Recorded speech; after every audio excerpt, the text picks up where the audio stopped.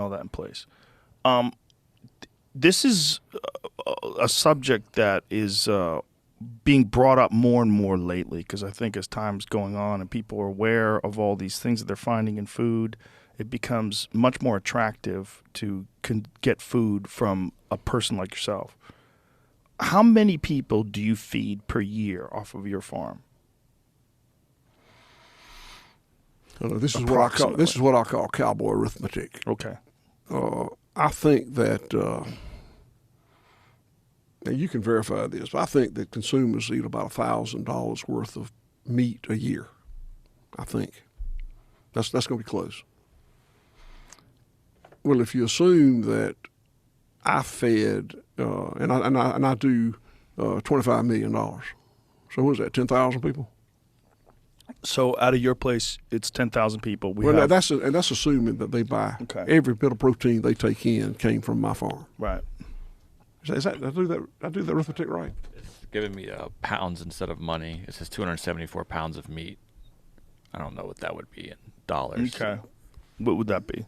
$3 a pound? $1,000 meat? Yeah. $1,000 is what I used. Okay. It works. That's a lot. So it's So if it's 25, I do 25 million, and that's right. And if it's $1,000 per person, what is that? 25 million, is that 2,500 people? Is that what it is? What is that number? It's your phone's ringing. Oh. Kill that sucker. Sorry. It's okay. Yeah. 25,000 is 25 million. Okay. So, Yeah. but So if you're looking at that amount of people, how much of farmland would we need to feed 300 million people? Like how many farms like your own would we need? This is the question of scalability, right? Yeah. And this doesn't include corn growth, like if you're assuming that animals would go back to being grass-fed, which would most certainly be healthier for everybody, healthier for the consumer and healthier for the animals. If you're assuming that, then you would have less monocrop agriculture that you would need for corn. Is that correct? that's correct. Because most of what we grow today for corn either goes into corn syrup or it goes into animal feed. That's a lot of it, right? Ethanol. Ethanol. Oh, is that a big one? Is that the biggest one? It's a big one. So feed, ethanol, and corn syrup. Three things that you could definitely at least get rid of the feed or significantly decrease, and it'd probably be better for everybody. And it definitely significantly decrease our corn syrup usage. That'd probably be better for everybody. So those are two things that are abundant because of the fact that there's so much corn, correct? Yeah, I mean, I think that the monogastrics, the pigs and poultry are going to have something besides forage. They got to have a grain of some sort. Is there a better grain than corn, or is that the best one for them? It's outside my expertise, but I'm sure the answer is no, because corn has become the dominant crop it is, because it is so lends itself so well to these outside inputs. It's a fantastic assimilator of chemical nitrogen.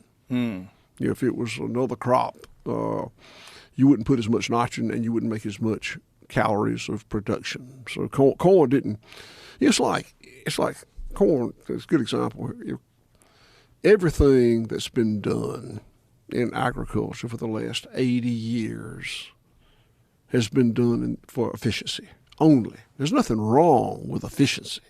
Nothing wrong with that. In fact, it's incumbent upon me as a businessman to operate efficiently. But when efficiency is all you're worried about, you pay the price in resilience. Because efficiency and resilience are like yin and yang. You give up one for the other. Mm-hmm. This that is the dance, right? Efficiency and resilience, and it's only what you're talking about when you're talking about people examining the soil and realizing the oxidation, realizing the damage to the carbon in the soil. What are the steps that we can take to mitigate that other than having farms run regeneratively like yours? Like if someone wants to continue with that industrialized model, but they're using all these herbicides and pesticides, and it's destroying the soil in some way. What can be done to correct that, or are we on a path that we can't get off of, where we're not going to have good topsoil anymore? We're definitely on a path where we're not going to have good topsoil anymore. Definitely. No, there's no question about that. So what happens when that takes place? We'll become far less productive as an agricultural industry. And can I go back? Yes, please. Okay. Go wherever you want, sir. All right. Have you done a podcast before? Not like this. No. Well, this is the best part about it, is you can go anywhere you want. Yeah. So. All right. So, have you ever heard of Savory Institute? No, I have not. All right, you ought to look at it. Savory Institute. It's not like savory food. It's a guy named Alan Savory. He's a farmer from Zimbabwe who is touted as being the father of regenerative land management, or pasture and range management. And Savory International is a group that is devoted to that, and my farm is a savory hub. I actually went to Zimbabwe and took my training under Alan Savory some years ago in regenerative land management. And this is after years and years of industrial farming. Yeah. You still needed to take courses? What did you need to learn there? How to completely rethink about it. So, and we can talk more about that, but the main point I want to make is in the savory thought process, we talk about the difference in a complex system and a complicated system.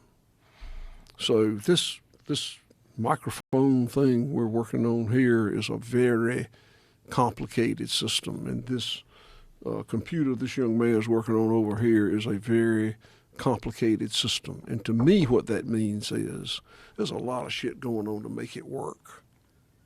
And when one component quits working, it don't work no more. And reductionist science works great on those very linear, complicated systems. A factory is kind of the ultimate complicated system. Very linear and very lends itself to scale, which lends itself to efficiency. So, and that is the model that my dad's generation and later my generation applied to agriculture. All right, let's talk about agriculture. My farm, like your body, is a very complex living system. There's a lot going on in both of them to make it work. But if one component quits, everything kind of morphs and it keeps working, right?